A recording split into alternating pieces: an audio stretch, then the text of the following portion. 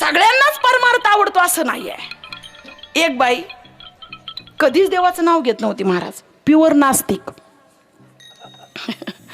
उदाहरणातली तुम्हाला नाही म्हणत, तुम्ही टेन्शन नका घेऊ, लगेच चेहरे पडत येत आपल्यावर आले की आहे नाही. आता ते कधीच नाही कीर्तनाला भजनाला सगळीकडे तेच, आमचे हे आहेत ना, आमचे हे आहेत, कधीच नाही महाराज. आता ती पोरं बापावर गेली होती, पोरं बापाच्या मागं जायचे, हरिपाठ, भजन, त्या ठिकाणी कीर्तन, नंतर काकडा, इथली पातारवळी उचलणं. अरे या धर्ममंडपामध्ये जे जे काही असेल ती सेवा आहे ना महाराज, एक ती तिकडंच.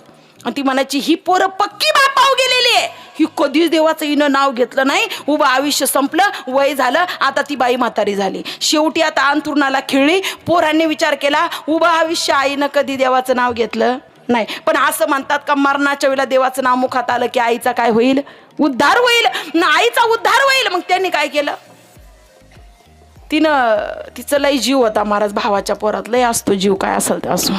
भावाचं पोरग बोलवलं महाराज, आई बघ तुला भेटायला कोण आलंय, तुला भेटायला कोण आलंय बघ ना. आता त्याचं नाव होतं शिवा, शिव. ती म्हणली कोण आलंय, मला ओळखत आहे, कोण आहे सांग ना. यांना वाटलं भावाचं पोराचं नाव घेईल आणि उद्धार होईल, नाव मुखात येईल. ती म्हणली कोण आहे, म्हणजे माझ्या भावाचं पोरग आहे म्हणले. शिव म्हणली गेली महाराज, गेले. गेल्यानंतर पोरं म्हणली जिवंतपणी तर नाही उद्धार, पण गेल्यावर तरी. हाडं घेतली, डब्यात टाकली आणि म्हणले काशीला सोडून देऊ म्हटले, म्हणजे आईचा काय होईल, उद्धार होईल ना.